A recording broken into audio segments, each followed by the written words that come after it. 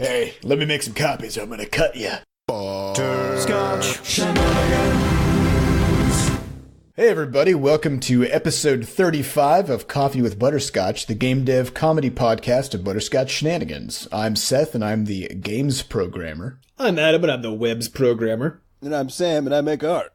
And today is January 19th, 2016. And before we get started, we have a warning. Anything can happen on this show. There may be profanity, perhaps innuendos.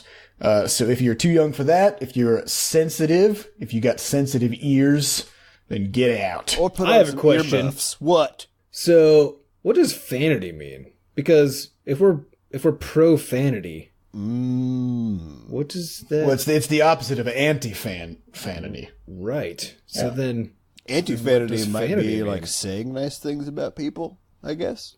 Well, yeah, I guess there's just fanity, which is just saying things. is fanity like whelmed, where you can only be over and underwhelmed? Yeah, it doesn't exist in a neutral state. It doesn't have its middle form, you know? Well, it doesn't have an anti-form either, really. It's just, you can only be for it. Which I think says something about profanity, which is that it's take great. a fucking chill pill. It's great. Everybody just needs to enjoy it. Although no, because you can be profane. No shit, there's still fane. Ah, shit. All right, so what's going on this week in the news? Crashlands is launching in 2 days. As And far if as you're we're concerned, it's the only piece of news. Yeah. Yep. If you're listening to this podcast on the day that it comes out, it's actually tomorrow when the game comes out. So that's kind of a big Wait a deal. second, that was very confusing. I don't even know what you mean by that. It's coming out on Thursday, January 21st. Yeah, that's better. Let's use absolutes. And Crashlands is our action RPG, story-driven, crafting-driven, fighting, taming, questing, boss fighting, base building game. It will even do your laundry for you.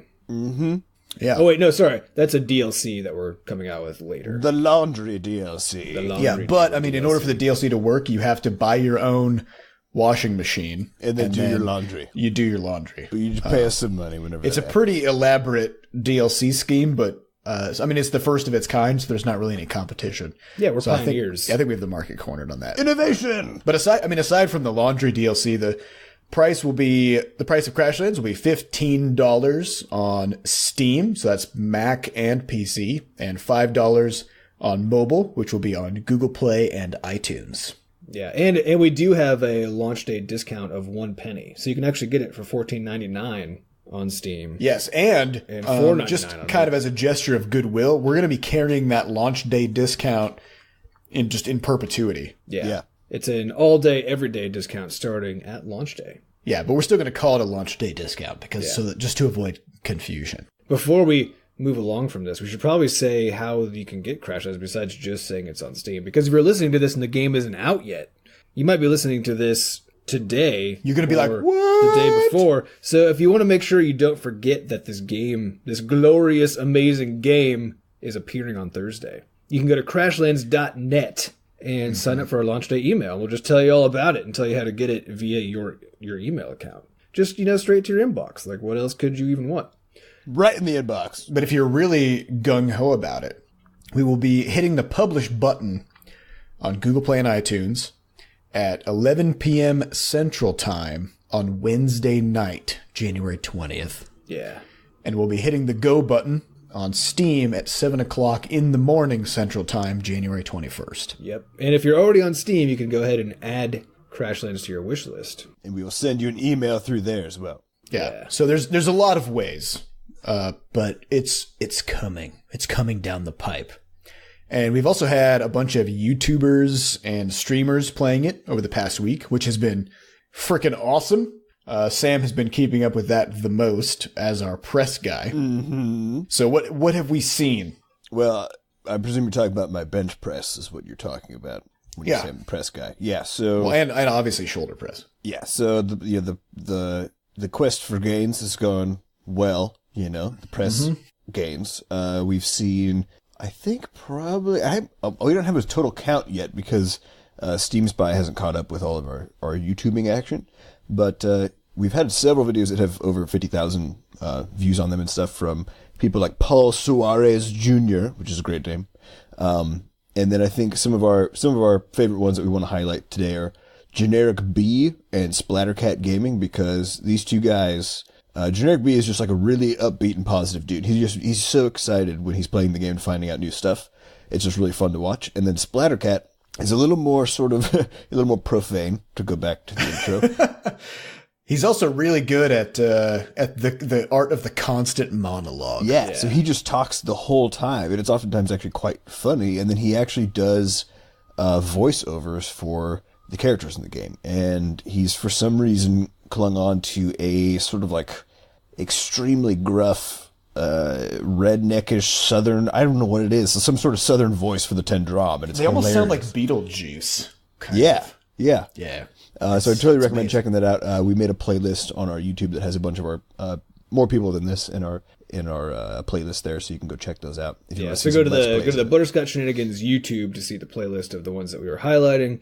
And if you're looking for the guys we talked about in particular, Generic B, generic is spelled with a K. And B is just spelled with the letter B. Just the letter B, so you can look that guy up. He's got a big channel, so it'll be easy to spot. And then on top of that, we've gotten a few Twitch streamers who've been really going to town on it. And the sort of most intense guy has been Riptide Pow, who I think might be streaming on launch day. I'm not sure yet. We're trying to get him to stream on launch day as well. But he streamed for 8 hours straight twice? Was it twice? Or just once? Yes. I think But he's made it into the second biome, and was just so pumped. And every time he was about to do a creature embiggening, which you'll experience once you get the game, it's a very intense moment.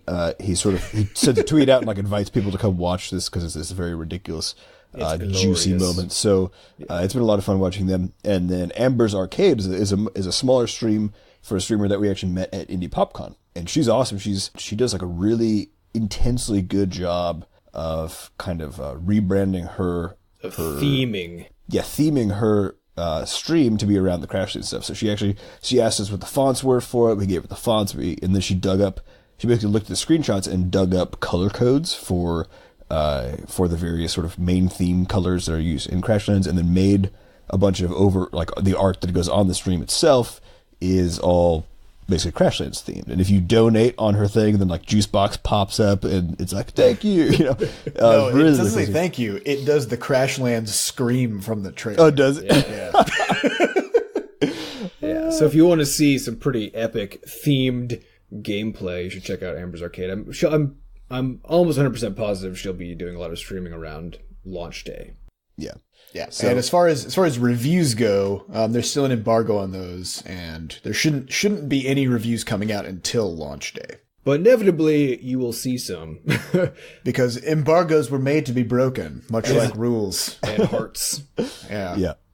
And otherwise, the last piece of news we have What do we got? is a bullet point that I don't understand. It says "Slice of the unmade trailer." Ooh, that sounds like a novel. Sounds like a horror film. It does. Yeah. So, well, what actually happened though is we went to Patrick's house, and Patrick is the sound guy from Fat Bard who made all the music. He's for the one game. half of Fat Bard. And he gave us his direction and his studio for a little bit, and let us do more voice acting for what was supposed to be a launch day trailer, which, given some other stuff that happened last week, and then everything that's just been leading up to launch, we actually just haven't had time to put together. It turns out launching a game takes a lot of work. It takes a lot of work, and we've on been top busy. of that, making one of these trailers actually takes about between 3 and 5 days for me. And so we were coming up on, I believe, Wednesday of last week, and I still had all this other stuff to do, and we were like, current one's good enough. It does the job. So I'm just going to maybe we'll just insert a slice. What I want to do is just give people basically the audio, an audio clip from the unmade one that they could enjoy. Should we just as a little play the whole exclusive. thing? I mean, it's a minute long. Sure. We'll just insert it in here. I'm going to insert it right here so you can just enjoy it right about now. Welcome to Woe Nope. It's a huge world with huge problems, and for some reason, you're the only one who could set things right. Video games! Crashlands has reasons to do things. Meet strange characters, do quests, fight huge bosses, medium bosses, and slightly smaller bosses. Get out there in the fresh air of nature. Slap some grass, chop a rock, use your floppy trowel to pry one of these green things off the ground and then feed it to this red thing, causing a chain explosion of regurgitation. Crashly! Then take all those components and build whatever you want. Make a table, make a beanbag, make some pants from the skin of a hideous torso demon from the underworld. With just shy of 400,000 recipes, you might finally be able to make something that your father could be proud of. Crashlands! Are you feeling over-encumbered by the sheer number of things you can craft? No, you're not! In Crashlands, you can't be over-encumbered. Your inventory is infinite and manages itself. It can hold everything except all that emotional baggage you're carrying around. Can you identify circles, cones, other shapes? Then you're ready to take on the vicious alien beasts of Wonope in glorious battle. Use your crafting powers to customize your fighting style with sticky Bombs, flamethrowers, omelets, finger rings, sun mirrors, pincushions, slurricanes, fetishes, shock rods, shivs, heating pans, blood balls, raid cubes, nanobots, thunder cars, plague injectors, snowball machines, blow pipes. But don't worry, you won't be fighting alone. All the creatures you encounter can be tamed and kept as death-dealing cuddle beasts. Who's my little buddy? You are, yes you are, yes you are, yes you are. Fluffy, sit down! You're gonna be on this planet for a while, so you might as well make yourself comfortable. Manifest your dream home with the build mode so convenient, you'll be like, oh, hey, yeah, this is actually super... By the power of Butterscotch ID! You can move your save from PC to mobile and take your gaming anywhere. Play at home, play at work, play at your own wedding. You never have to stop playing. So what are you waiting for? Get Crashlands on everything today and tell your family you'll never see them again. Crashlands! Okay. That's it. All right, cool. That was great. I mean, I assume. Yeah. We're going to insert it after the fact, so it probably sounded awesome. Yeah, I mean, we actually just waited for like 3 seconds after Sam said now. Yeah, it's a very confusing time for all of us.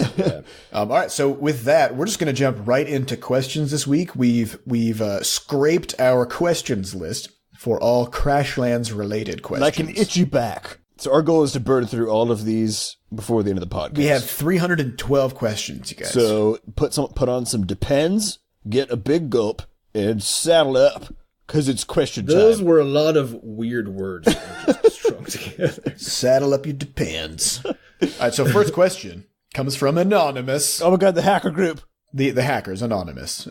They're pretty big. They're pretty big into Crashlands. Anonymous asks, yo, dudes. Sup, bro? I just wanted to know how Sam designed Flux and why he decided to make her a female character. Keep on rocking it, bros. Thanks, Anonymous. That's the inflection implied by the question. I think Seth has some pictures of some early characters from the game. Yeah. Oh yeah. We need to put those. Which are so hideous. If you look at our blog Hilarious. posts from probably a year ago, you'll see that Flux was a sort of male-looking character in a The giant nosed spacesuit. character. Well, it looked like a dude who was being attacked by a sleeping bag. There's a man who's just being slowly devoured. Yeah, just as a quick recap, though, of the character evolution. Started as a robot with interchangeable limbs. Well, no. Before that, it was an orange blob. It was an orange blob, then a robot. With But by interchangeable robot, you limbs. mean like a Roomba, right? Like a flat. Well, No, no, I guess that's the very that first was one. the really, really early prototype before anything actually was really made. So we got Roomba, So orange Roomba, glowy guy. blob, robot with interchangeable limbs, then very oddly proportioned spaceman Being eaten by a sleeping bag. being eaten by a sleeping bag with super weird curvy wrists. Then was a spaceman that had Flux's exact shape and proportions, Well, space person. but it was kind of man-like in a lot of ways. And then finally we landed on the Flux suit design. So It was I don't know, after Sam, we- you want to talk about how that happened? We were thinking about making, before we actually had a story to put in the game, when the game was much smaller in scope, we had anticipated actually letting people basically like choose your character color, your visor color, and then your suit color. And so we didn't have a character, actually. And your player name. Yeah, and your player name. And so we went back and forth about this for a while, and when we decided to actually make a story, we realized we'd be missing out on an opportunity to expand our universe in a pretty meaningful way. Yeah, and make an adding actual character that people could, get into. And Yeah, and so all of Like our characters... Yeah, like Link. And so all of our characters up to this point have been dudes or dude-esque, I think. And so we're like, okay, well, it's female now. That was pretty much the extent of it. And the idea is that she's wearing a power suit, so Even if it's like a fat, tubby dude inside of that thing, you're not going to know by looking at it. So Flux is the sort of first female character in our universe, in our cast, which we're pretty excited about. And as far as her being purple and gold, those are the butterscotch colors. They are the butterscotch colors, but I remember I did a bunch of different variations of it, and for whatever reason, that just happened to be the one that sort of felt the best in the savanna, which is the only biome we had done at the time. I assume that if we had actually started with it in the bog, which of course is very purplish and reddish by itself, she probably would have ended up being a very different color. Yeah. Of course, by the time you get into the bog, you're wearing armor that covers up all of your appearance anyway. But so much of the early design just has to do with, okay, like build the character, put her in the game. Does it look good when she's running around in this environment? And if the answer is no, then you just like use a different color scheme. So there's just a lot of iteration and that sort of thing on that. I think a lot of it also comes down to landing on a character that we can sort of feel like is iconic in some way. It's with every game we make, we have the intention of it being a cultural phenomenon, which of course hasn't happened yet. But the idea should be that if you have a character that's instantly recognizable as its own unique thing from your game and from nowhere else, then that's the opportunity to make like really cool action figures and plushies and, whatever. And we actually ran into a bit of snafu with this, I think, once we started doing some of the press release stuff, because we had some people commenting. There's I think it's Skull Dad from one of the Behemoth, the guys who made Castle Crashers made a game called Skull Dad or something like 10 years ago. It was just on Newgrounds, right? And it's a huge, really muscular purple dude. So it's with a tiny head. With a tiny head, who has basically a skull mask, which is just white. It's like a paper mask, though, right? It's as if he has a skull cut out of paper. I think so. To his face. But so we got a lot of people who were like, "Oh, is this a Behemoth game, or is this the character from that?" And we didn't actually know. None of us knew that this thing existed. And also, there was more people accusing us of stealing that character. Well, yeah, but that's what people gently asking the question. So I think in that regard, I think if we would have known of that particular character, I probably would have done something a little bit different with the helmet design, just to make sure that it was far enough out. But I didn't frickin' know, so there it is. It's funny though. I mean, it's happened a number of times. Design. Like we had Hugo Duco, who's the villain, who was originally named Q. Yeah, it's the same thing, right? Yeah, apparently there is an alien guy in Star Trek named Q. And so when we would tell people, oh yeah, so the villain, his name is Q, which is actually short for Quetzalcoatl, people would look at us and they go, oh, okay, so you took that from Star Trek. We're like, what the fuck? Like, we didn't know about that. So we had to change the villain's name. Yeah, I don't know. It turns out there's almost nothing you can do that someone hasn't already done. And since everything has a following of some sort and then you get on the internet, so any one of those followers of some random thing can be like, hey, you just stole that from this other thing. Yeah. And of course, nobody said that when Flux was actually just a generic spacesuit man. Nobody was like, hey, other things have men in spacesuits. Right. But anyway, so that's... Although it's worth noting, though, that this happened, it was literally like 3 people who brought this comparison up. Maybe 6 months ago in the first press push. Mm-hmm. And I've not seen any other human say anything about it since then. Yeah, it's interesting. It seems like she's forming her own identity, getting there, Yeah, which is also great because apparently that Skull Dad game is about murdering children with chainsaws. Yeah. So it would be great to not be associated with that. we definitely did not steal it, I guess, first of all. And then second of all, really, really don't want to be associated with murdering children with chainsaws.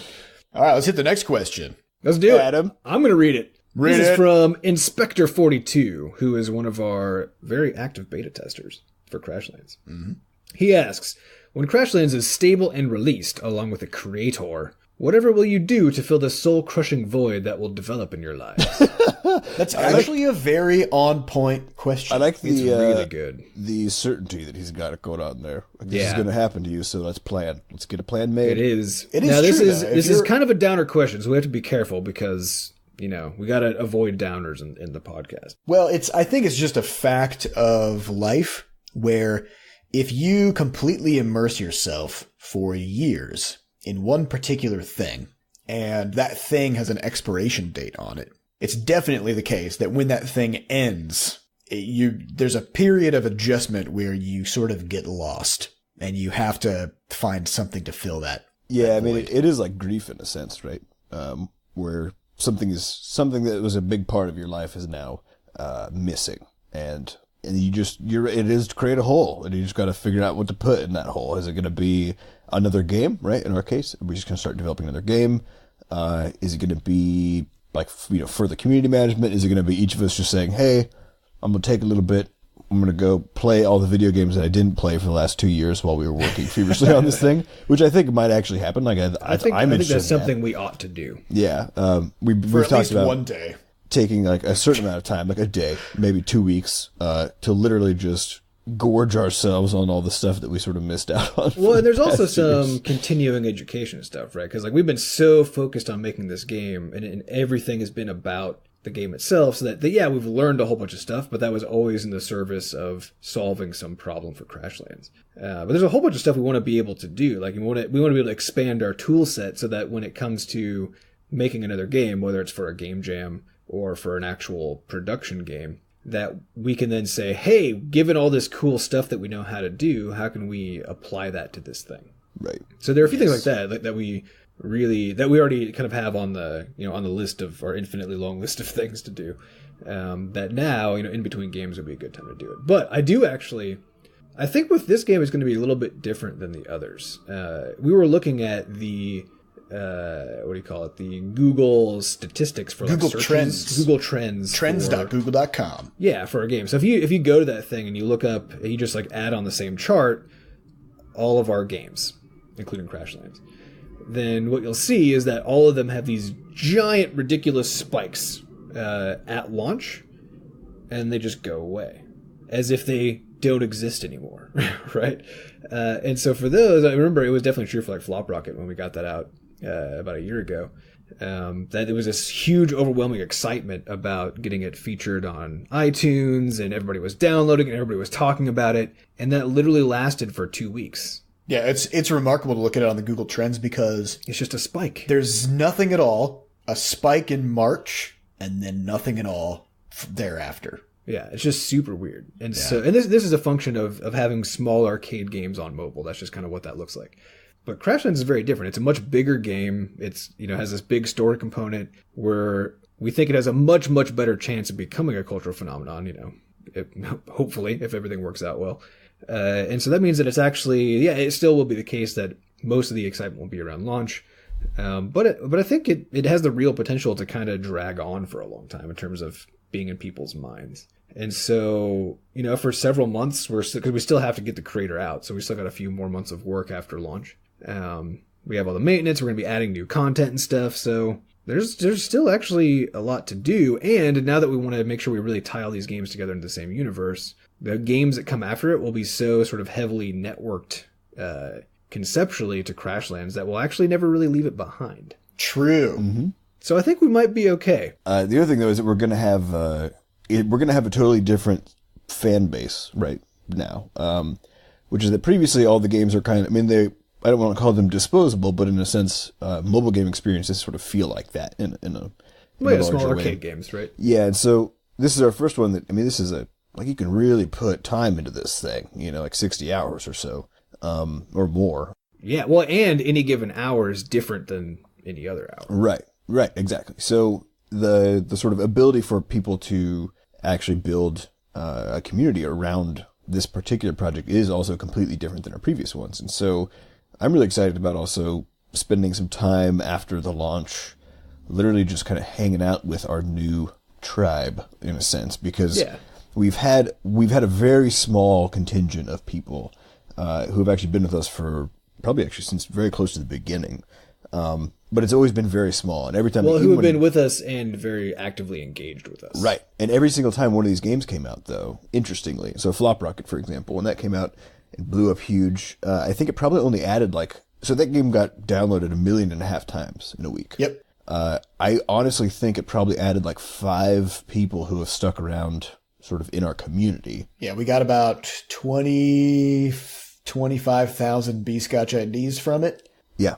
And then 5 active community members. Well, we had a couple thousand people, consequently also log into the forums. But the vast majority of people who get to that sort of, funneled end step of taking, actually logging into the forums for some purpose, either are complete lurkers or just only log in that first time and then never come back. Right. And so I'm excited also because like the style of game that Crashlands means that there's just a lot more opportunity for people to create a community and a culture around it. So and there's more to talk about with each other about it. Yeah. So I'm excited for that part, and I think I'm thinking that all of these things sort of together will help us fill this inevitable void that's going to creep in here. I mean, I've already been kind of weirded out because we don't have anything to do, really. I mean... Yeah, we kind of set up all the dominoes to sort of begin falling about a week before launch, and we already flicked that first domino, and now we're just kind of standing here watching everything. Yeah, we just wait. Which is, I mean, we are all actively working, but there's nothing like super stressful or... everything that has to be done is done. Yeah, I mean, it honestly kind of feels like nothing that we do now is going to make the difference, basically. So, is it between a success or between a failure and a success or between a success and a huge success? And if it does, we'll never know. If it did, we would never know. But we have a sample size of 1. There's a weird sort of pointlessness that's creeped in for the last couple of days. Because why are we even here, you guys? The sun's just going to explode in 5 billion years. Yeah, but then, one nice thing about having a game studio is that we have a very clear next thing to fill the void with, which is the next game, right? I mean, it's not like when you move to a new city and, if you used to hang out with your friends every night and now they aren't there anymore, you have to start over completely and go try to make new friends or whatever. As a game studio, we make games. So once Crashlands is done, we fill the void with the next game, which is nice. All right, let's go on to the next question. All right, got dibs. Sam. This one is from the Cactigod, who's also a beta tester. If you were to start a game as big as Crashlands now, with your new experience, how much faster do you think you could get it done? Ooh. If we get to use our tools that we built, so like the Crashlands creator, for example, what do you guys think? I think we would get it done about 30% faster. Okay, I could see that. Because I think we know enough now that we can actually design games from the beginning. And a big reason why Crashlands took so dang long to make was we didn't even know what it was for the first year that we were working on it. Yeah, it was basically just being made. We just kept adding things to it. We're like, it'd be cool. Seeds. Put that in. We're like, it would be sweet if you could tame these creatures. That's a thing now. And it just kind of kept happening like that until it became a game. Yeah. Yeah. So I think if we do have more sort of pre-designed power, I think, now than we did before. So the good example is the elevator sim game we made, Do You Even Lift, for the last game jam we did, which ended up being the only game we've made where we whiteboarded it for 40 minutes beforehand, which is already rare that we would spend that much time planning something. We usually cap it at 4. And the craziest thing was that the damn thing ended up pretty much exactly the same as we had designed it on the whiteboard.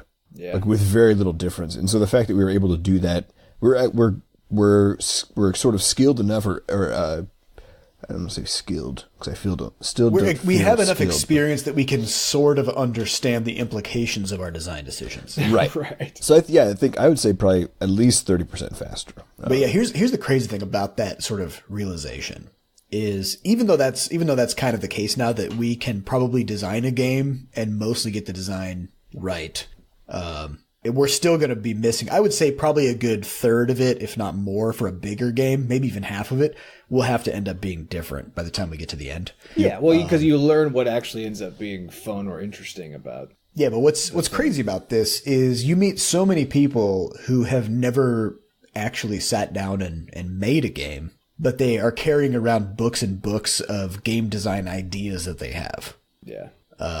And they're trying to pitch them to people to get them made, which is crazy to me that you could attempt to design a game without ever having actually made one yourself. Mm-hmm.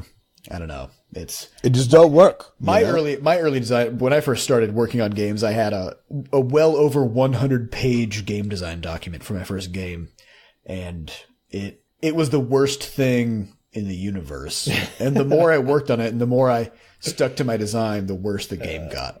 So I don't know. I So think faster anyway. yeah. I think iteration is the way to go when you're first learning.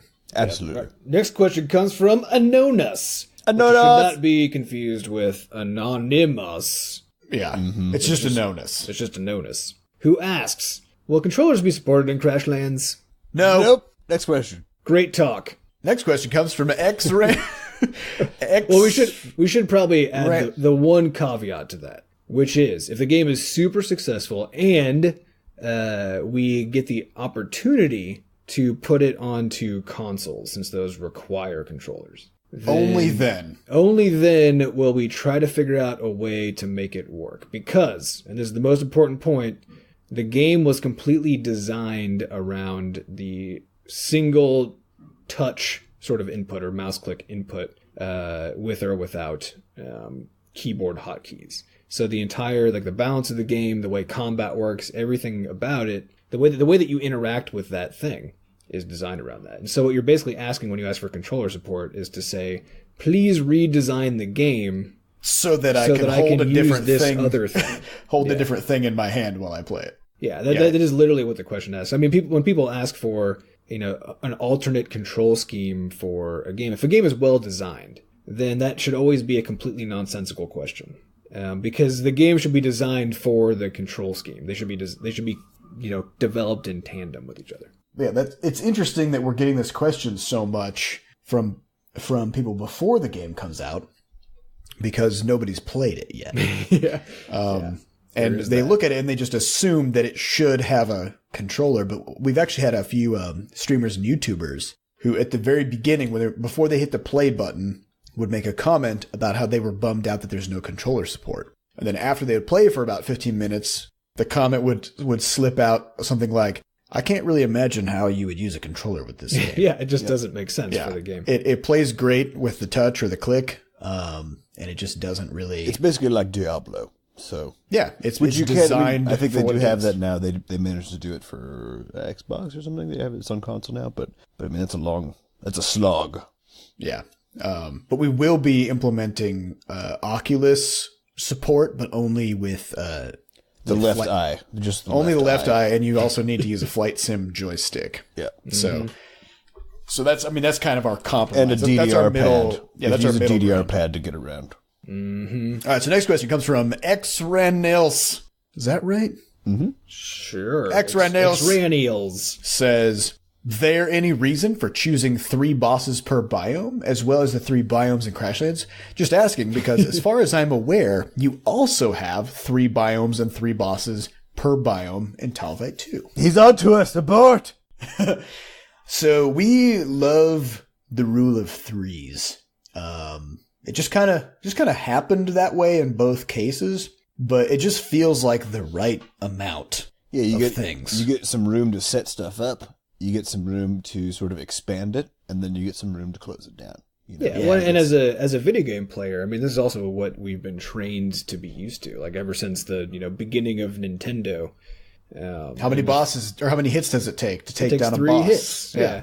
It's just something about that number feels good, and it kind of adds a predictability to it, right? It's like somehow when you get to the 3rd biome, like the story tells you that you've gotten to the end and so on, but it just kind of like it's the 3rd time you're doing it. You're kind of like, this feels about like when this thing should be over. It's the 3rd act. It's the 3rd act. Yeah, I wonder why that is. I mean, there's something special about it. So for example, the numbers, like a cluster of objects, if it's 5 or less, your brain actually doesn't have to count them individually. It just counts them like as a whole. So it's called subitizing, is the ability to basically grasp the quantity of a pile of objects as a whole. So any number like 5, 4, and 3, and obviously 2 and 1 is very, very obvious. But those higher numbers are something that you can just totally grasp. I wonder if there's just some sort of natural ease with which, and then we have like 3-act plays.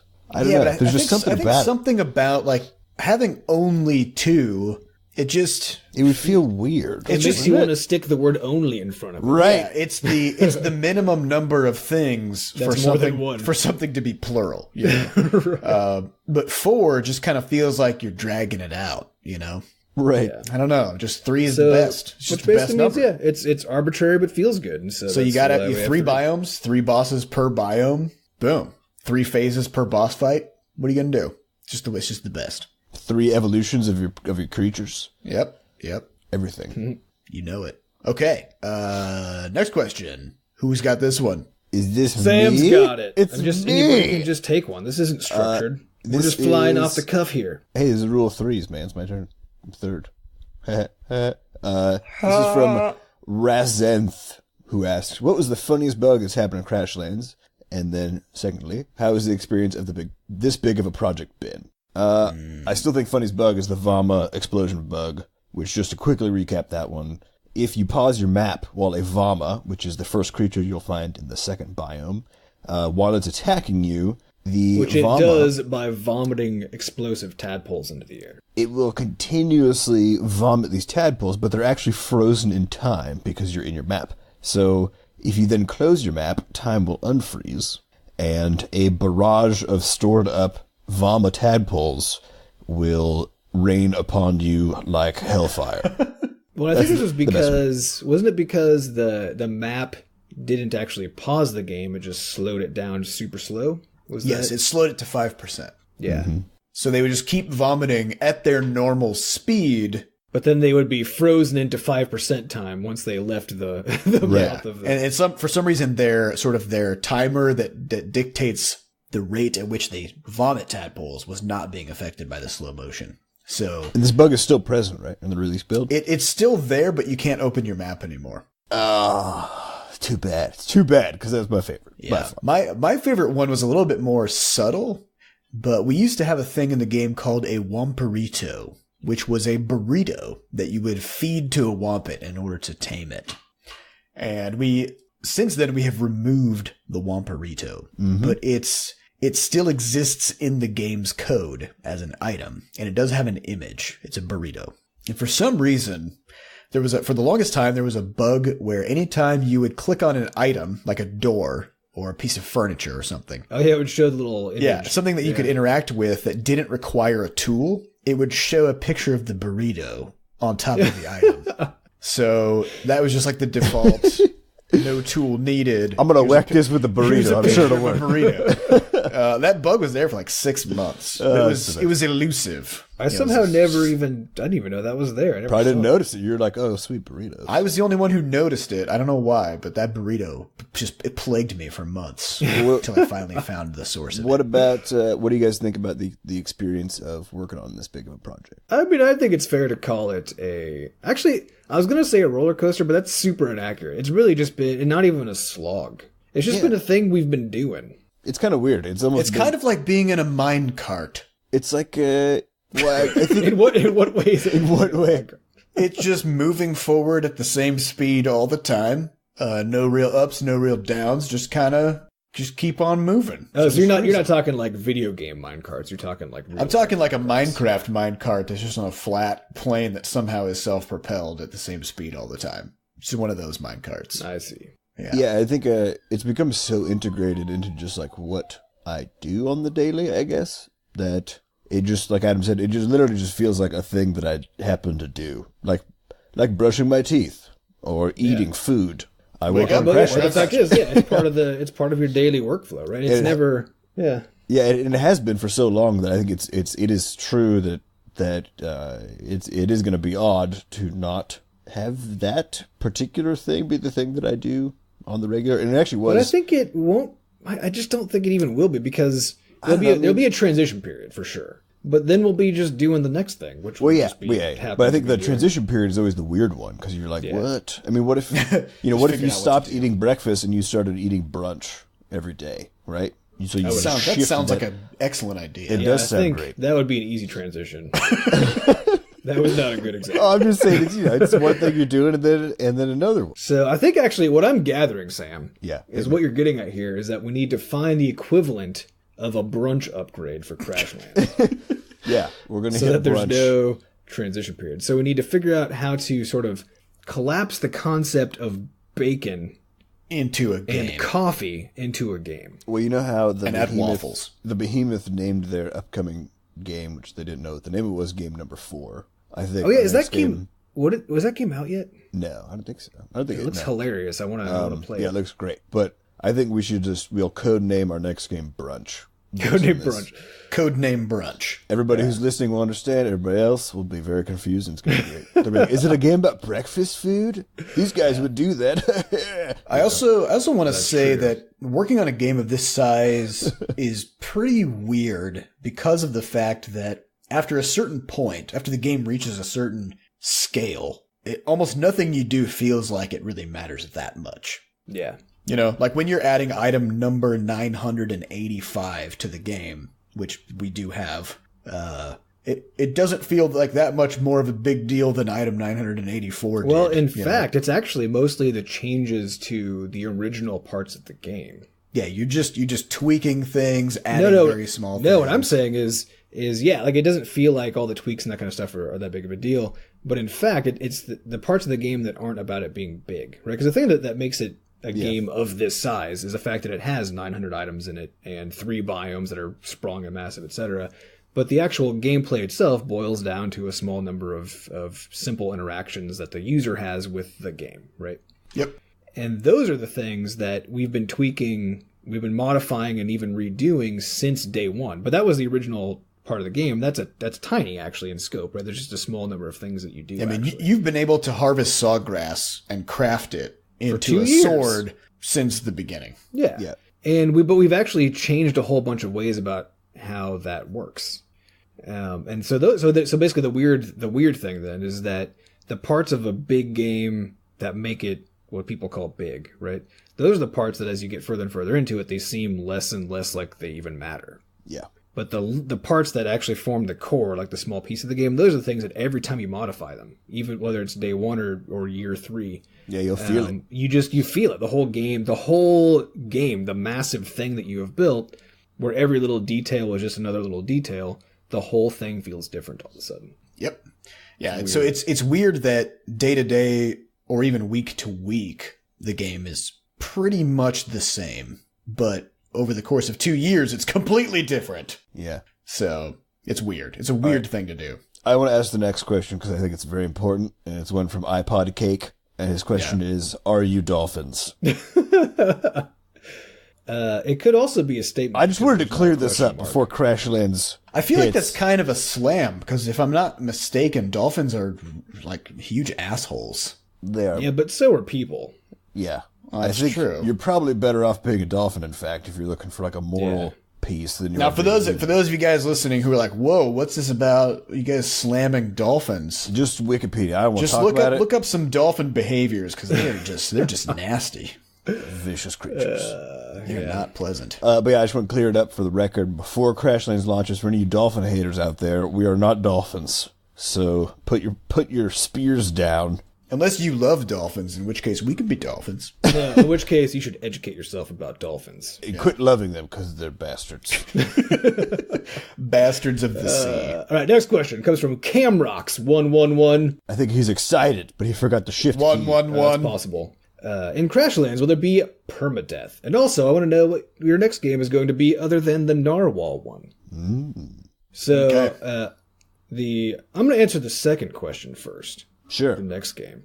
The Narwhal one, is what he's referring to is Narwhal Online, which was originally supposed to be launched a month ago. Just to give you guys a sense of a lot of things terrible were we are supposed to have happened at planning a long time in the ago. long term.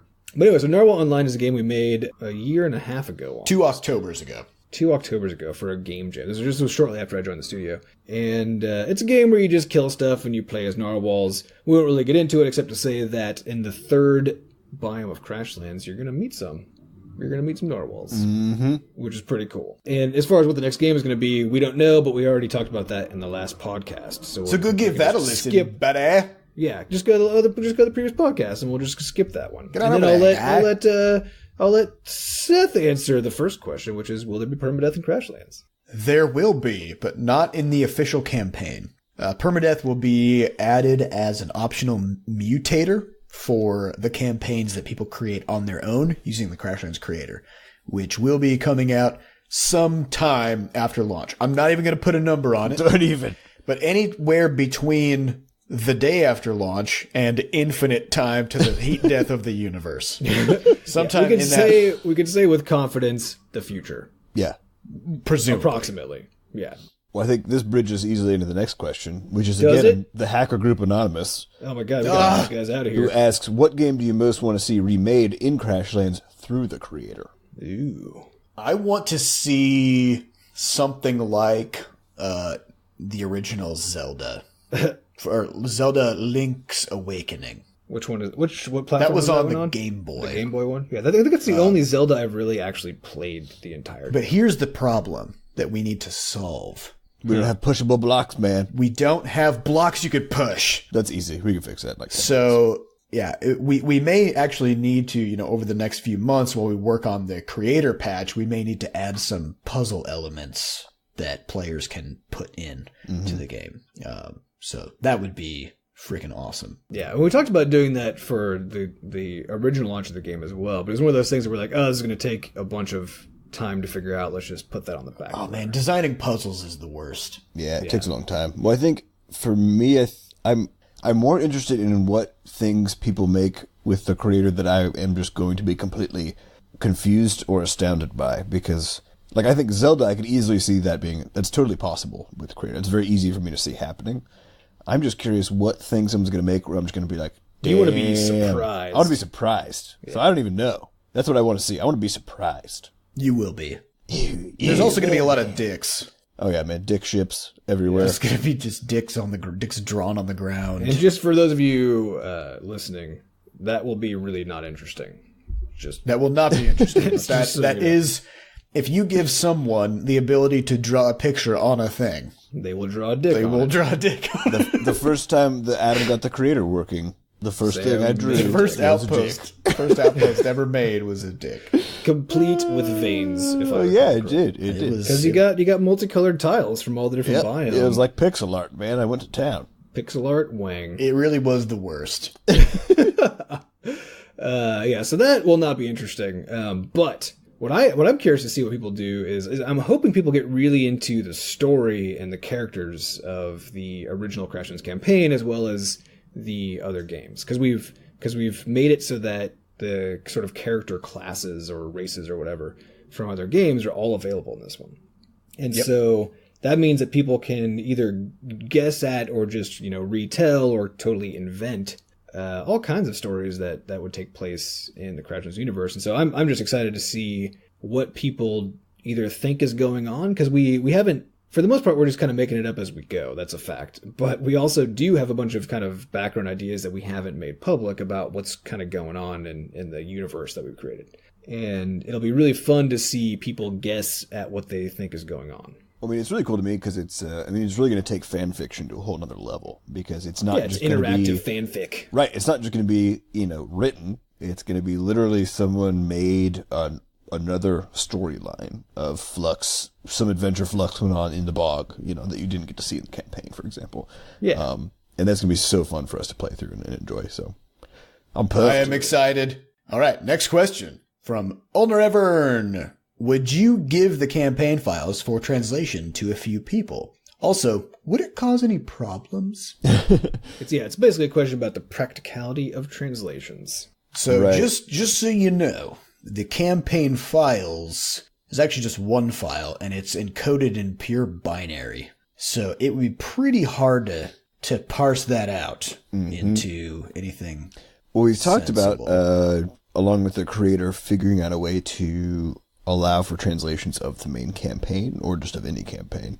So we haven't actually sussed out the details just yet. But I think Adam already made a tool which could have a very interesting outgrowth, which is the editing tool that we built, or I guess the editor tool that we built, which basically runs through every line of dialogue and just asks you to read it. Every single line of dialogue. And check through. And just as a reference point, how many lines of dialogue are in Crashlands right now? There are many lines, but they come out to over 50,000 words. Yeah, I think it's 5,000-ish, if I recall. It's on the order of 5,000 lines. So before we put up for the beta testers, we went through each one of those lines and reread it to make sure it didn't have any holes. And of course, even when we did that, the beta testers found a ton of typos and stuff. So we're interested in putting together a translation engine that would basically function in a similar way, which would allow you to pick a campaign, choose to work on a translation of it, and then just let the community do So that, if we do that, that would be sort of part of the creator patch, Right. Yeah. because that would be a feature of the Crashlands creator. Yeah, it would be the ability to translate stuff. So there are a whole bunch of sort of just practical, extreme complications for doing it, which basically all comes down to the fact that it was the creator and Crashlands itself were just not designed with the expectation of something like translation of things that already existed. And so, because the important thing to remember with all of this is that because the creator is so flexible and so modular, and it was designed so that we could edit something at any moment. And that means we can delete a line of dialogue, we can totally rewrite a line of dialogue, we can move a character from one place to another and swap stories around so that they're in a different order. You can just basically do anything to a campaign. Except translate it. Well, no, but the consequence on translating, right, is like, what does it mean then? Like, if we have a translation of a line and then we go delete that line, or swap its order with something else, or just change one letter because it was a typo, or whatever, right? What happens to the translation? Yeah, I mean, it would basically have to be a living document, right? At this point. So the thing would have to be, so it'd have some way to make it so that anytime a change happened, it would then basically like flag any translated line to have it looked at again. I mean, there's a Dude, this sounds super easy. Thing. I don't see what. Adam, what's your It's problem? a doable thing, but it's going to require just some kind of re-engineering of the system, which is just gonna blow. But seriously, it does sound like a fun. It sounds like a fun problem to figure out how to solve, but not a fun problem to actually solve. Yeah, well, then to top that off, I mean, a lot of people have asked us about translating the game, and it's cool that people are excited about doing that, but I'm just not sure you know what you're asking for. It's literally translating an entire book. It's translating a fucking novel. Yeah. Well, that and there's also over 15,000. I think actually there's 17,000 words in tooltips. Right. So, I mean, they're all like made up weird words that we've invented off of our brains and stuff. A lot of the names of items are what's the term for when you take two words and you put them together to make a new word? Portmanteau. Smorgasbord. Portmanteau. I'm gonna go with smorgasbord. We use a lot of smorgasbord naming conventions, so that would be also really weird to do. But yeah, so kind of the compromise we previously settled on, though it's subject to change if we can figure out a way to make translations work, is that we would set up a community translator. So it is still the plan for all the tooltips and all that stuff, so that when people are looking at the basic contents of the game, then everybody would see the same thing, and it would be in approximately their language and stuff. And that's nice because those things don't change very often, and so that gets around all these problems about being able to edit stuff at any time.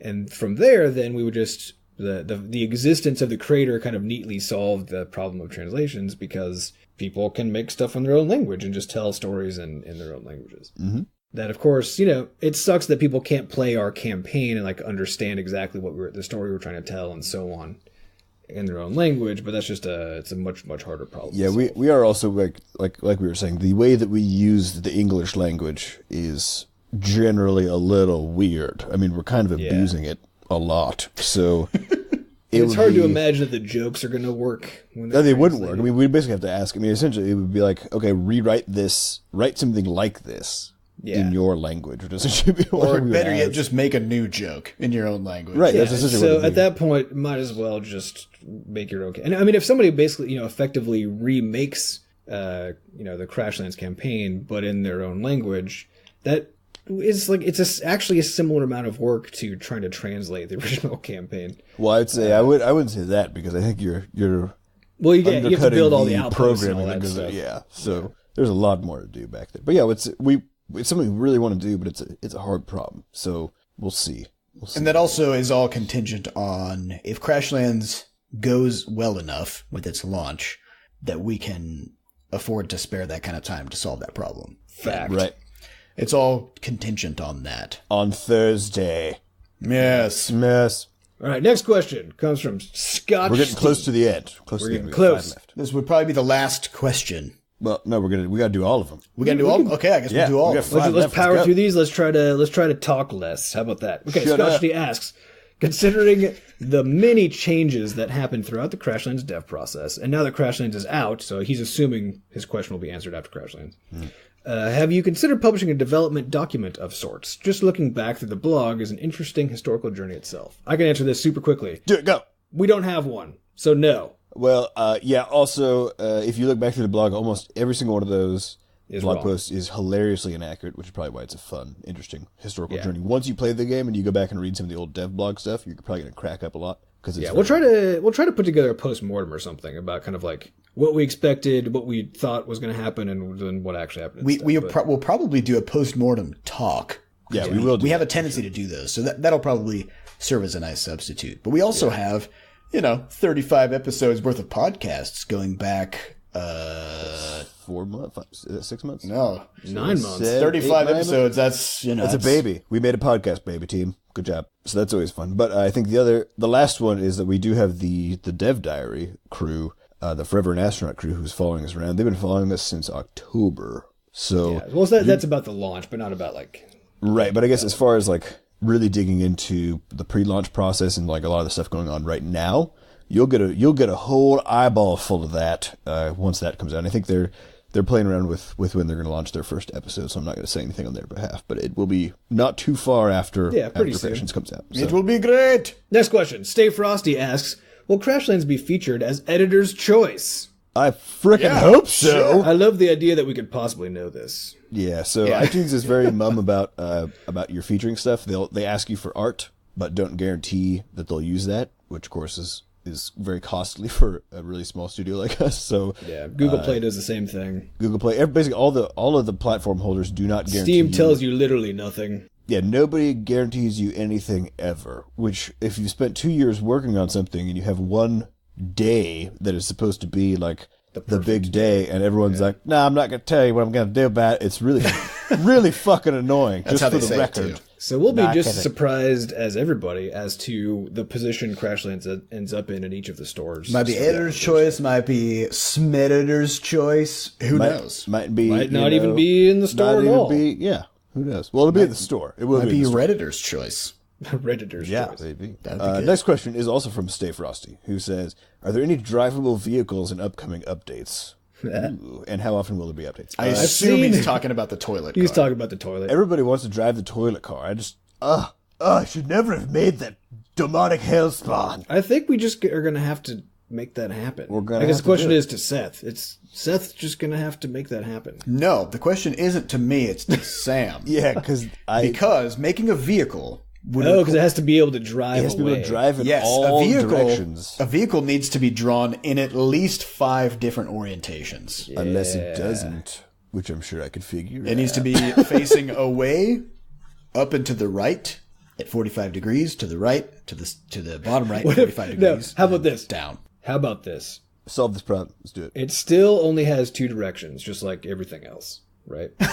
but the wheels are separate and they turn, but they turn slow because they wouldn't drive very fast, probably, right? So they turn in a visible direction.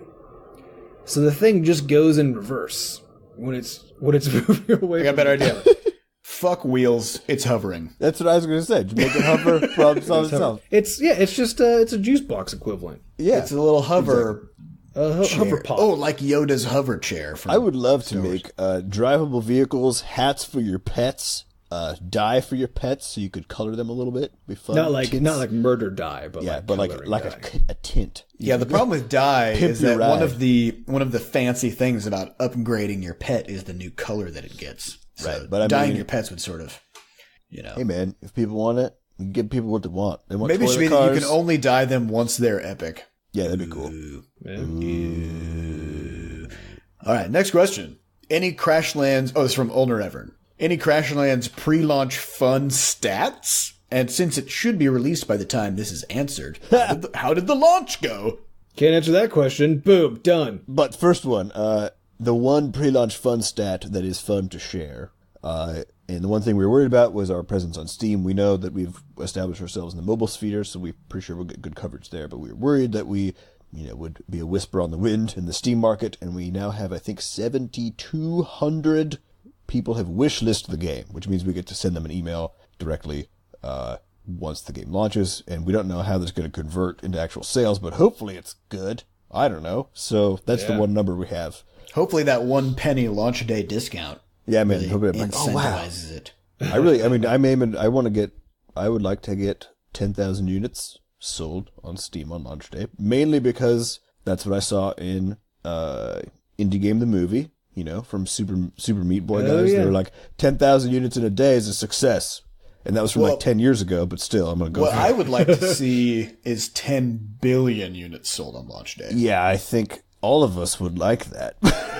I don't know why both you guys are undercutting the future. Because I'm just trying to hedge expectations. Quadrillion. I think we would all like to see. I want aliens on another planet to be buying this on Steam. Right, yeah. There needs to be... Basically, aliens are going to be hacking Steam. So wait a minute. Sam, did you submit the game to Alien Steam? Because oh shit! the launch is bust. Yeah, we're gonna miss it on the Alien launch hype. I mean, we specifically made the game very alien focused, so we could hit that demographic. All right, next question from Razenth again. 2-ish more days. Hey, Butterscotch Bros. What's the hardest part of developing a game like Crashlands? Do you think it will all be worth it? I think the hardest part is just how fucking long it takes. Well, I was gonna say all of the cancer treatments that have to happen. Yeah, that was pretty hard. Well, but this is developing a game like Crashlands. Well, I assume if you're going to develop a game like Crashlands, we don't have to get cancer. You have to go through the whole process. I guess you got to get cancer twice. Okay, so yeah, you have to get cancer twice. No, one of the team members has to get cancer twice. Yeah, right. Everybody else just has to get watch it once helplessly from the sidelines as that happens. Yeah.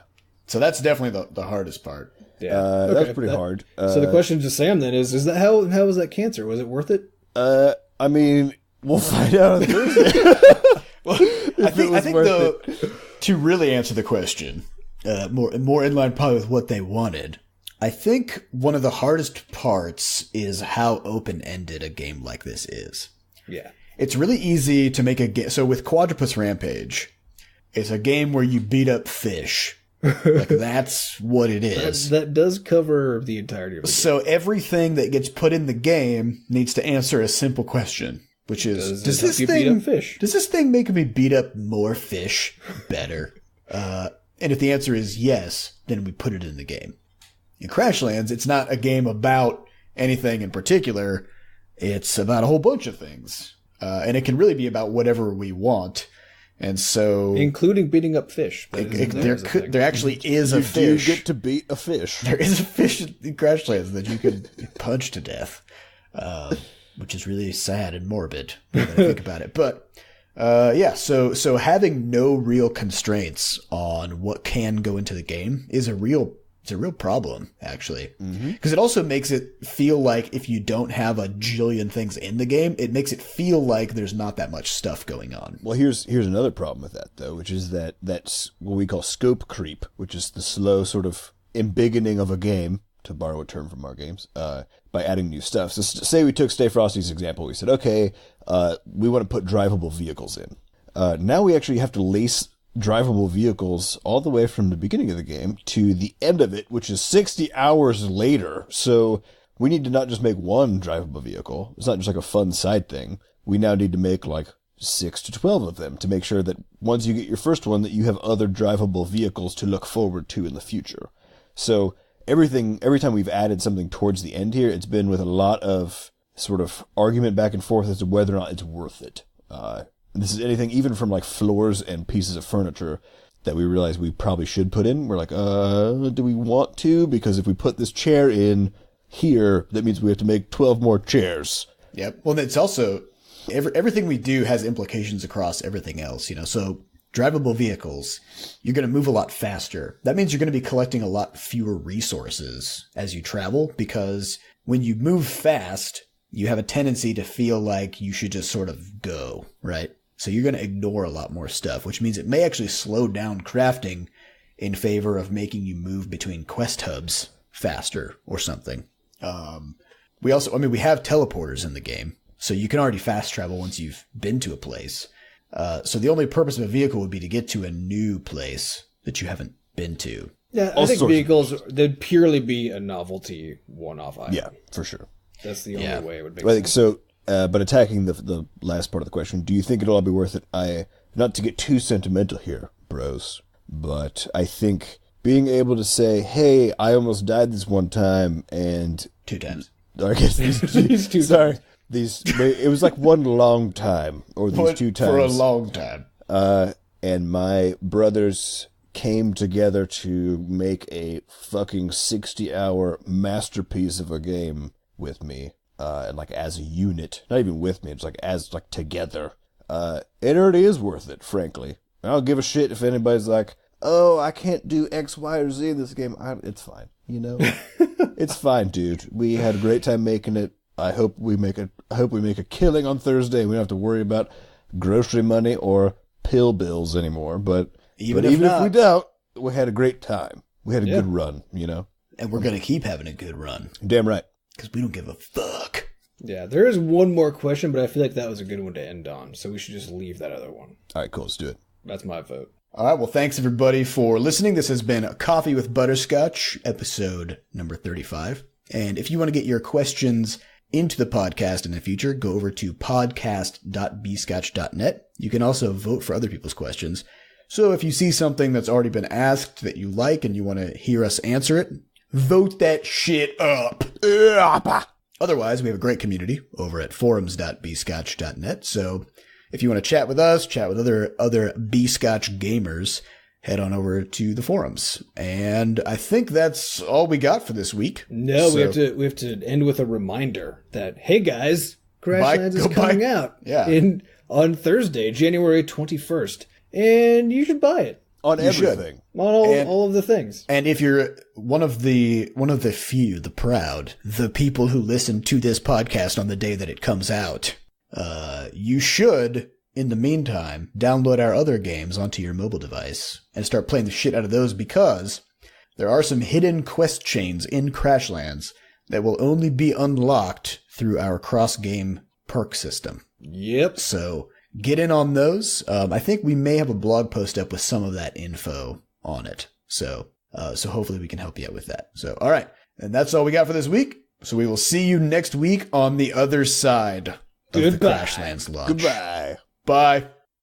Hey, everybody. Welcome to Coffee with Butterscotch. Oh, shit. I missed the episode number. All right, here we go. Starting again. New format is throwing me off.